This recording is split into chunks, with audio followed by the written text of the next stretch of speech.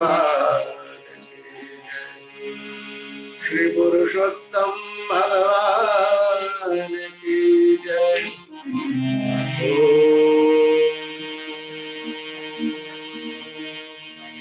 नमः पार्वती पतये हर हर महादेव। हरे कृष्ण हरे राम राधे गोविंद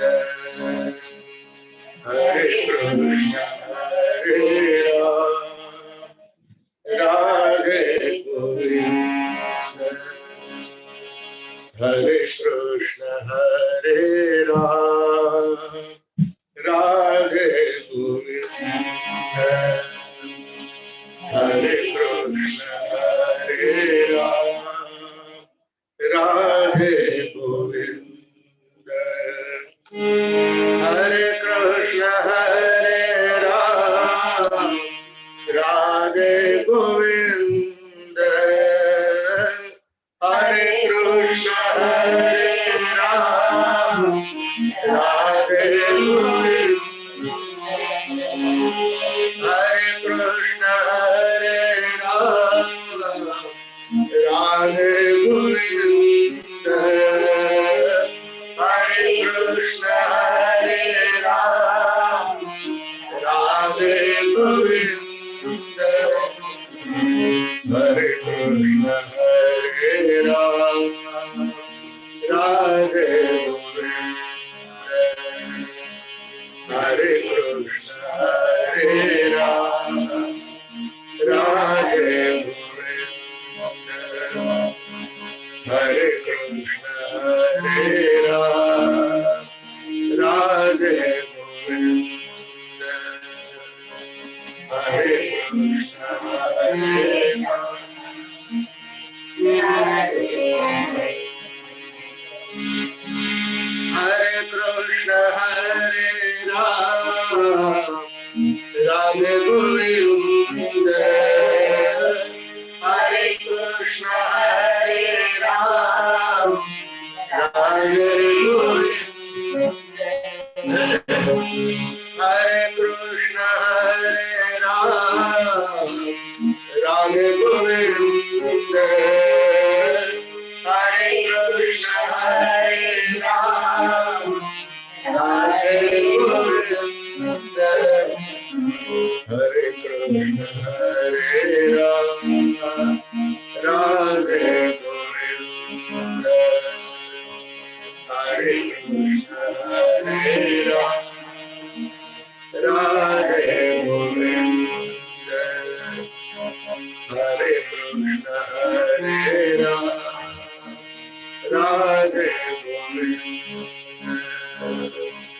हरे कृष्ण हरे राम राधे गोविंद गजाननं भूतगणादि सेवितं कपित्थजम्बो फलचारुभक्षणम् उमासुतं शोकविनाशकारिणं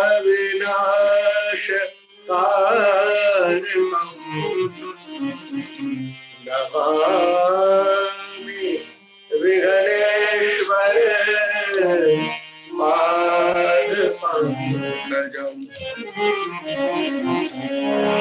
नमोऽस्त्वनन्ताय सहस्रमूर्तये सहस्रपादा शिशिरोरुबावे सहस्रनाम्ने पुरुषाय शाश्वते सहस्रकोटि युगधारिणे नमः। गुरुर्ब्रह्मा गुरुर्विष्णु गुरुर्देवो महेश्वरः गुरुः साक्षात् परं ब्रह्म तस्मै श्री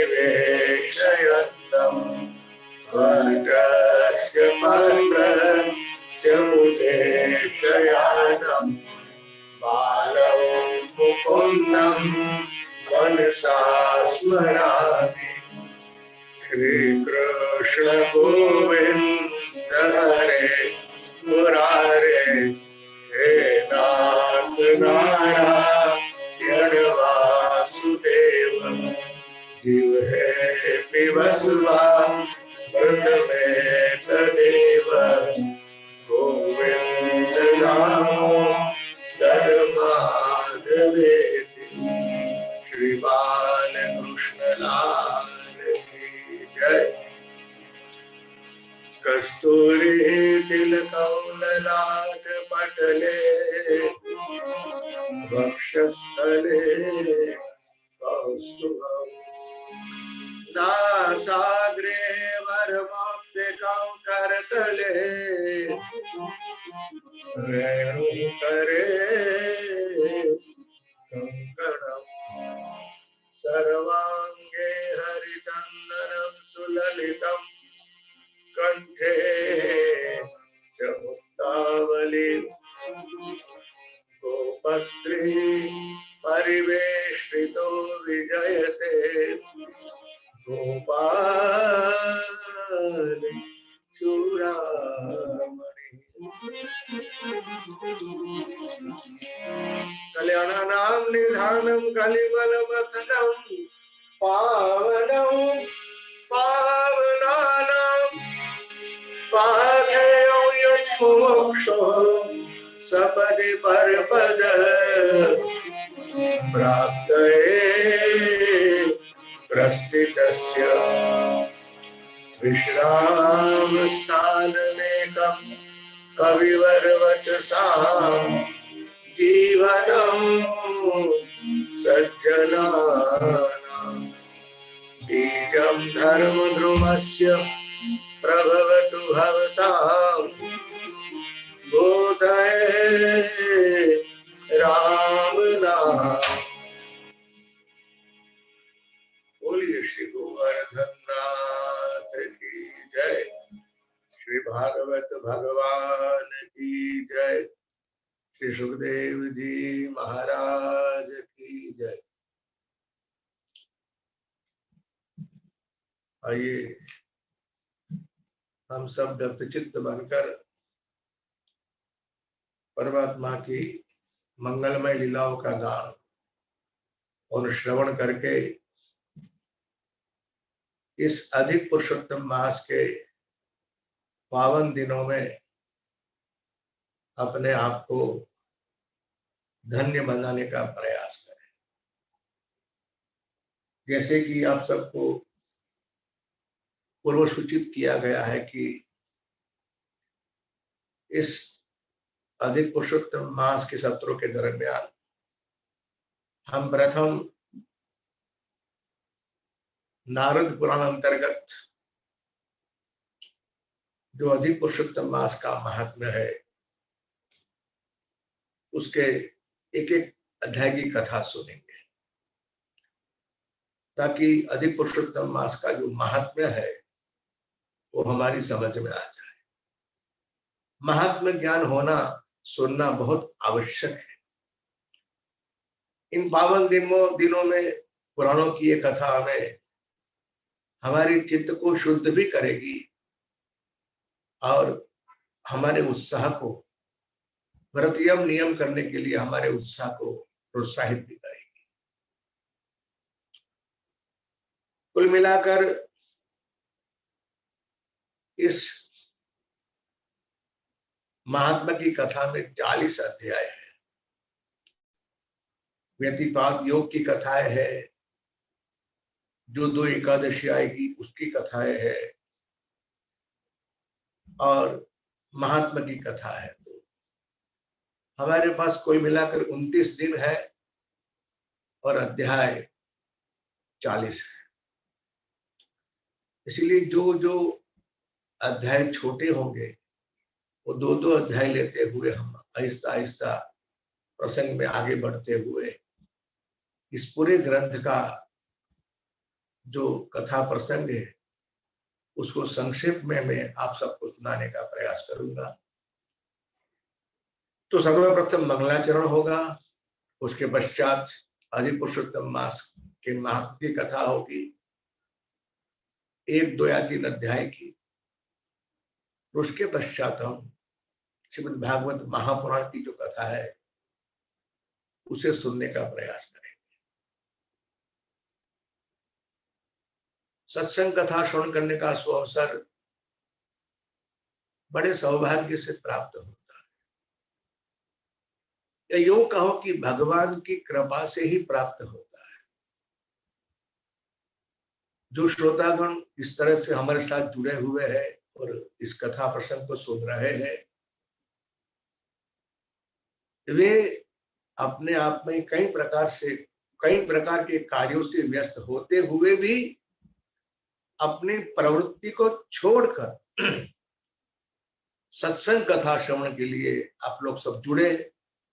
ये क्या प्रमाण दिखाता है कि हम सबको भगवान के साथ प्रेम है। भगवान की जो कथा है वो हमारे प्रेम को बढ़ाती भी है, भगवत प्रेम को। ये बातें आप याद रख लेना प्रभु। भगवत कथा सुनने से भगवान में प्रेम होता है और भगवान में प्रेम बढ़ता भी है। इतना ही नहीं, भगवान में जो प्रेम हुआ है, दिन ब दिन वो प्रेम जो बढ़ता है, उस प्रेम को ये भगवत कथा और सत्संग दृढ़ भी करती है। हमारा प्रेम भगवान में दृढ़ नहीं है, इसीलिए हमें अभी भी हमारे मन में क्लेश, अशांति, दुख की अनुभूति होती है। ये बात याद रखना, जब हमारा भगवान में प्रेम पूर्ण दृढ़ हो जाएगा, तब किसी भी प्रकार की कोई भी दुखद घटना हमारे चित्त को, हमारे मन को प्रभावित नहीं कर सकती। ये ज्ञान की या भक्ति की दृढ़ता का प्रमाण है। इसीलिए हमारा प्रयास यही होना चाहिए, हमारा प्रेम भगवान में हो, दिन ब दिन हमारा प्रेम भगवान में बढ़े भी, और इतना ही नहीं, जो प्रेम भगवान में हुआ है वो दृढ़ हो जाए।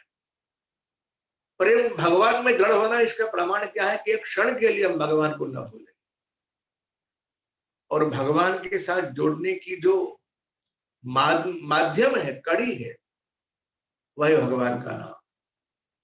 इसलिए महात्माओं ने अपने अनुभव से हम सबको ये मार्ग सूचित किया हुआ है कि आप भगवान नाम का आश्रय करो।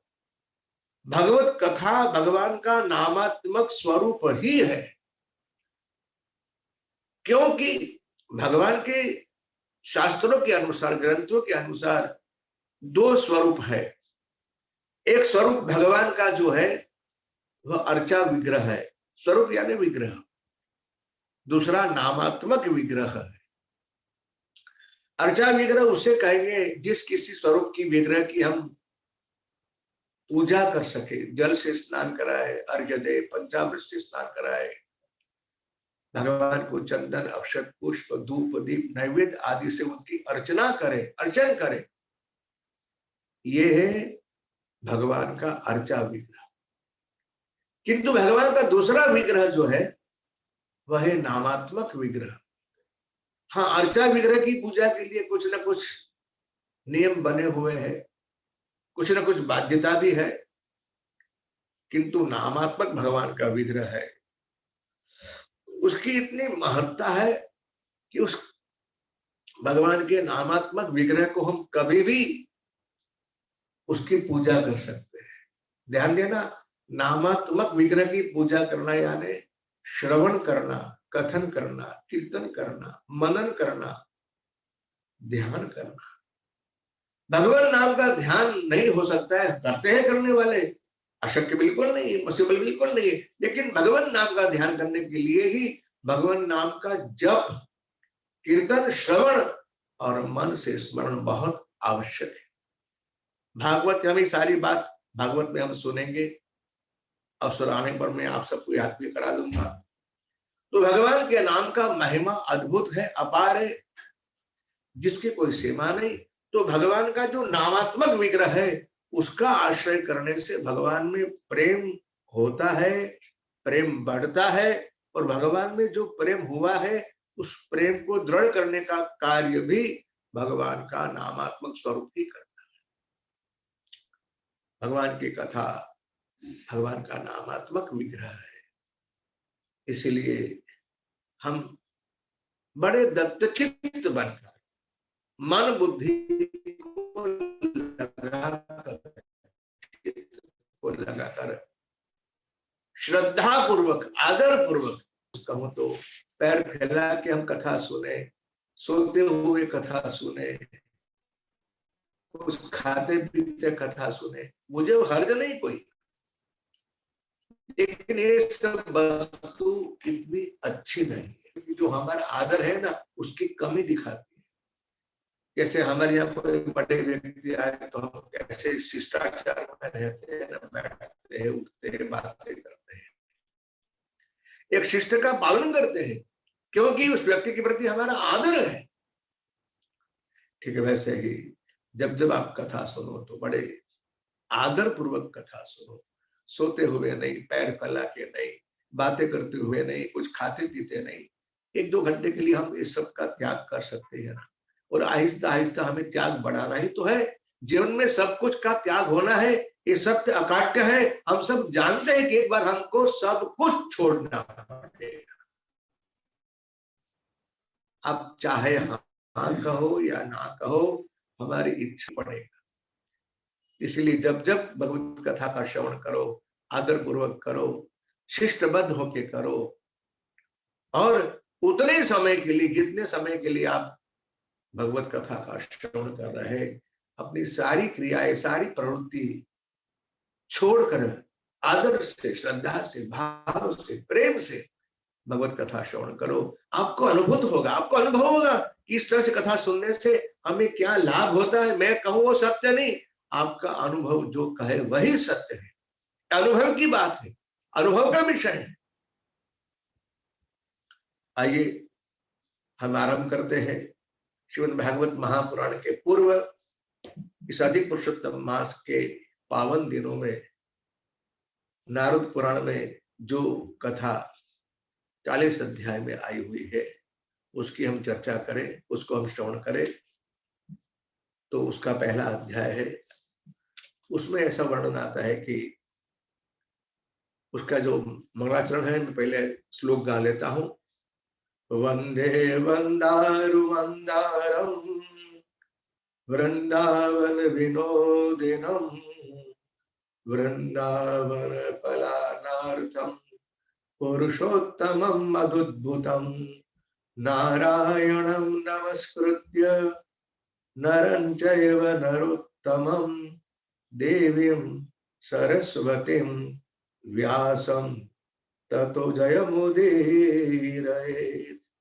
कथा प्रसंग ऐसा है कि भारतवर्ष के 88,000 ऋषिगण नैमिषारण्य में एकत्रित हुए थे। कथा तो आप जानते हो, हमारे सारे पुराणों की कथा सुत और शौनक के संवाद के रूप में है। शौनक ऋषि 88,000 ऋषियों के नेता है, अग्रणी है, नायक है, और सब ऋषियों की ओर से वे ही प्रश्न पूछते हैं। उनके पूछे हुए प्रश्नों का उत्तर सुत पुराणी जी देते हैं। सुत पुराणी जी भगवान व्यास जी के शिष्य हैं। भगवान व्यास जी ने वेद का अधिकार सबको नहीं दिया, ये उनकी अपनी मान्यता है। क्यों नहीं दिया, उसका उत्तर मेरे पास नहीं। जिस विचार में व्यास सहमत है, उस विचार में हमें भी सहमत होना चाहिए। क्यों, उसका उत्तर ढूंढने की बजाय उन्होंने जो कहा वो करने में हमें क्या हर्ज है। उन्होंने वेद का अधिकार सिर्फ द्विज को दिया है, यानी ब्राह्मण, क्षत्रिय और वैश्य, 2 समाज को नहीं दिया, एक शूद्र समाज और दूसरा स्त्री समाज, क्योंकि ये उनको जनेऊ का अधिकार नहीं।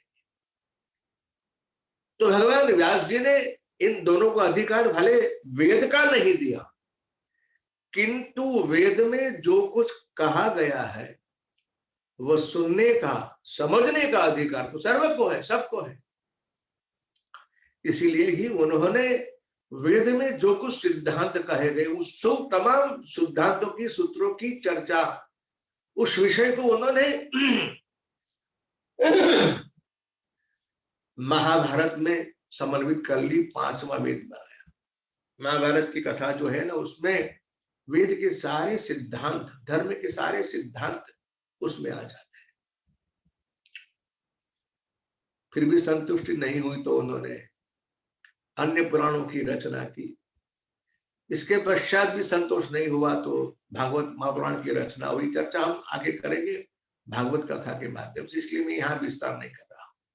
लेकिन ये कथा आपने सुनी होगी कि सारे पुराण के कथा का जो संदर्भ है वो सूत और शौनक के माध्यम से आता है। और ये शौनक जी और उनके ऋषि मुनि 28,000 ऋषि नैमिषारण्य में एकत्रित हुए थे। वो वहां कैसे पहुंचे उसकी कथा शायद आप जानते होंगे। एक बार ऋषियों ने ब्रह्मा जी से पूछा कि महाराज हमें ऐसा कोई स्थान बताए, हम सहस्त्र वार्षिक ब्रह्म सत्र करना चाहते हैं। वे लोग यज्ञ के लिए एकत्रित हुए थे नैमिषारण्य में। ऋषियों की संख्या है 88,000 ऋषियों की, और वे वहां बैठकर अपना नित्य और नैमित्तिक करने के लिए प्रस्तुत थे। ये सूत जी जो है वह विलोमज है, यानी कि उनकी माता ब्राह्मण है और पिता क्षत्रिय है, इसलिए उनको वेद का अधिकार नहीं दिया। भगवान व्यास जी ने अपने इस प्यारे सूत को जो विलोमज है उनको पुराण कहने का अधिकार दे दिया, उनको पुराण पढ़ाया, पुराण सिखाया। ये व्यास जी के शिष्य है। अधिक पुरुषोत्तम मास के महात्मा की जो कथा है और आपको सुनाने जा रहा हूं। हुआ यह कि वे 88,000 ऋषिगण नैमिषारण्य में विराजमान थे। तब एक दिन उन्होंने देखा कि सूत पुराणी जी उनकी ओर आ रहे हैं। ग्रंथ में लिखा है कौन से ऋषि थे वहां। 88,000 ऋषि में कौन कौन ऋषि है? देवल है, असित है, जाबाली है, भृगु है, अंगिरा है। इन सब ऋषियों का नाम सुनने से भी हमें पुण्य की उपलब्धि होती है, हमारे कान पवित्र होते हैं। बौधायन है, वसु है, विभांडक है, पंक है, गर्ग है, कणाद है, जमदग्नि, भरद्वाज, धूपम, कर्कश, विष्णुवृद्ध, जर्जर, जय, जयमिनी, महाग्रीव आदि बहुत सारे ऋषि वहां एकत्रित हुए थे। वे लोग अपना कार्य आरंभ करने जा ही रहे थे कि अचानक वहां भगवान सूत जी का आगमन हुआ। अब सूत जी को देखते ही सारे ऋषिगण उठ खड़े हुए। देखिए कितना आदर है। जिस किसी व्यक्ति के प्रति हमें आदर होगा उसको आदर देना बहुत आवश्यक। और संतों महात्माओं को, ब्राह्मणों को, ऋषियों को आदर देके हम अपने आप को धन्य करते हैं भाई। ऋषियों ने उनको दंडवत किया, महात्मा सूत जी ने उन्हें दंडवत किया। जब दोनों ओर से कुशलता पूछी गई तब भगवान 88,000 ऋषियों की ओर से भगवान शौनक जी ने प्रश्न पूछा कि महाराज आपका यहां कैसे आना हुआ। अब बारी थी उत्तर देने की भगवान सूत जी की। सूत जी ने कहा मेरा सौभाग्य है कि मैं विलोमज होते हुए भी आप सभी ब्राह्मणों से इतना आदर प्राप्त कर रहा हूं, इतना प्रेम प्राप्त कर रहा हूं। मैं आपसे क्या कहूं। मुझे भारतवर्ष में यात्रा की बड़ी इच्छा हुई, इसलिए मैं अपने यहां से निकला और यात्रा करते करते हुए पुष्कर गया, यमुना के तट पे गया, काशी गया। महात्मा सूत पुराणी जी ने जितने तीर्थों की यात्रा की थी वो सारे तीर्थों की यात्रा उन्होंने इस महात्माओं को सुना दी। और वहां से घूमते घूमते मैं गंगा के तट के ऊपर पहुंचा। मैंने वहां देखा कि भगवान सुखदेव जी महाराज वहां विद्यमान है। परीक्षित जी महाराज को श्राप लगा हुआ था। वे उत्तम श्रोता बनकर करबद्ध होकर कथा सुनने के लिए प्रस्तुत थे, उत्सुक थे। सुखदेव जी महाराज कथा सुनाने के लिए वहां आए थे। वहां जो लोग एकत्रित हुए थे वे अपने आप में नियमबद्ध बन के, किस लोगों ने उपवास किया, कुछ ने सिर्फ जल के ऊपर अपना जीवन रखा। इस तरह से कई प्रकार के कड़े नियम लेकर वे सब ऋषि महात्मा वहां गंगा के तट के उपस्थित थे। और इस प्रकार से मैं जब वहां पहुंचा तो ऋषियों को मैंने देखा और उन ऋषियों को देखकर मुझे बड़ी खुशी हुई। इसी प्रसंग में प्रथम अध्याय का विराम है। इति श्री बृहन्नारदीय पुराणे पुरुषोत्तम मास महात्म्ये शुकागमने प्रथमोध्याय। श्री पुरुषोत्तम भगवान की जय। मैंने कहा था आपसे कि हम 2 अध्याय की कथा सुनेंगे। दूसरे अध्याय में कथा आती है। पहले अध्याय में सुखदेव का वहां आगमन हुआ, सुखदेव जी वहां पधारे, वो कथा हम सुनेंगे भागवत में विस्तार से, इसलिए मैंने यहाँ इसका विस्तार नहीं किया। जब सूत जी आकर वहां विराजमान हुए, और क्षमा करना, सुखदेव जी आकर वहां विराजमान हुए, तब वहां क्या हुआ इस संदर्भ में ऋषियों ने सूत पुराण जी से प्रश्न पूछा। तो सूत जी कहते हैं कि क्या कहूं मैं आपको।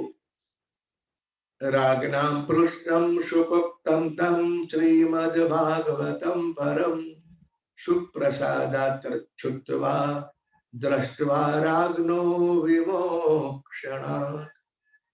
मैंने वहां भगवान सुखदेव जी के मुख से ऋषियों के साथ, परीक्षित जी के साथ भागवत कथा सुनी, और वहां मैंने देखा भी, जब कथा पूर्ण हुई तो भगवान सुखदेव जी महाराज वहां से विदा लेकर चल दिए।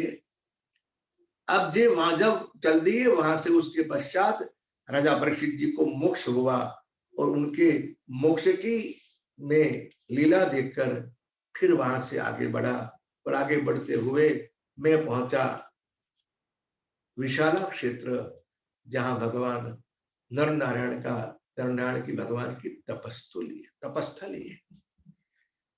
और वहां जब पहुंचा तो मैंने वहां जो देखा वो कथा मैं आपको सुनाता हूं। भगवान नर नारायण के पास में जो भगवान का अवतार है, इस कथा को भी हम सुनेंगे। भागवत कथा प्रसंग में उसका उल्लेख होता है, तब मैं भगवान नर नारायण की प्राकृतिक कथा आपको सुनाऊंगा। अब वो कह रहे हैं कि जब मैं वहां पहुंचा तो मैंने क्या दृश्य देखा। एक बार नारद जी महाराज भगवान नर नारायण के पास अपनी इच्छा से आए, और भगवान नर नारायण की बड़ी सुंदर स्तुति करते हैं। नारद उवाच देव देव जगन्नाथ कृपा कुपारस्पते सत्यव्रत सत्योसी सत्यात्मा सत्य संभव। हे प्रभु, आप सत्य स्वरूप हो, आप सत्य का आधार हो, सब कुछ आपके अंदर विराजमान है। भगवान नारद जी महाराज ने इसलिए इस तरह से भगवान नर नारायण की स्तुति की, प्रणाम किया, वंदन किया, और उनसे पूछा कि महाराज, कली के प्रभाव से संसार में लोग बहुत दुखी है, उनके उद्धार का आप उपाय बताइए। तब भगवान नारायण ने अपने स्वमुख से अधिक पुरुषोत्तम मास का महात्म्य सुनाया। उन्होंने कहा कि ये अधिक पुरुषोत्तम मास का महात्म्य सुनने से और अधिक पुरुषोत्तम मास में व्रत आदि करने से बड़े पुण्य की प्राप्ति होती है, और लोगों को अपने जीवन के कल्याण का मार्ग प्राप्त होता है। तब नारद जी ने पूछा कि महाराज, ये पुरुषोत्तम क्या है? पुरुषोत्तम मास की उत्पत्ति कैसे हुई? किस तरह से इसकी महिमा बढ़ी? अधिक पुरुषोत्तम मास में क्या क्या करना चाहिए, क्या नहीं करना चाहिए? किस तरह से इस अधिक पुरुषोत्तम मास का व्रत साधक कर सकता है? ये सारे प्रश्नों हम सब की ओर से नारद जी महाराज ने भगवान नारायण से पूछे। देखिए कितनी अच्छी बात है। नारद जी महाराज लोक कल्याण के लिए, विश्व कल्याण के लिए, जीव कल्याण के लिए हमेशा भ्रमण करते रहते हैं, और जब कभी मौका मिलता है तो वे भगवान से प्रश्न भी हम सब जीवों के कल्याण के लिए ही पूछते हैं। भगवान नारायण के मुख से अधिक पुरुषोत्तम मास की कथा का आरंभ होता है। नारद जी ने प्रश्न पूछे कि महाराज कली के प्रभाव से कली के जीव बड़े दुखी है, कष्टदायक उनकी जीवन शैली हो गई है। अज्ञान के कारण वे इतने दुखी है कि जिसकी कोई सीमा नहीं। उनको ज्ञान न होने की वजह से वे अपने कुकर्म करते रहते हैं और पाप भोगते रहते हैं। महाराज इन सब के उद्धार का कोई उपाय बताइए। तब प्रभु ने कहा अधिक पुरुषोत्तम मास का व्रत करने से जीव को ज्ञान भी मिलेगा, उनके पाप से उनको मुक्ति भी मिलेगी और वे अपना कल्याण सिद्ध कर सकते हैं। नारद जी महाराज ने इस संदर्भ में जो प्रश्न पूछा उसका उत्तर भगवान आगे देते हैं। इसी विषय में, इसी प्रसंग में द्वितीय अध्याय का विराम है। इति नारद पुराणे पुरुषोत्तम मास महात्म्ये नारायण नारद संवादे प्रश्न विधिर नाम द्वितीय अध्याय। श्री पुरुषोत्तम भगवान की जय। श्री कृष्ण चंद्र भगवान की जय। लक्ष्मी नारायण भगवान की जय। ओम नमः पार्वती पतये हर हर महादेव हर। मैंने आपको नारद पुराण के अंतर्गत भगवान पुरुषोत्तम की जो महात्म्य कथा है उसका 2 अध्याय सुनाया। कल से हम कथा में आगे बढ़ेंगे। आइए अब श्रीमद् भागवत के कथा प्रसंग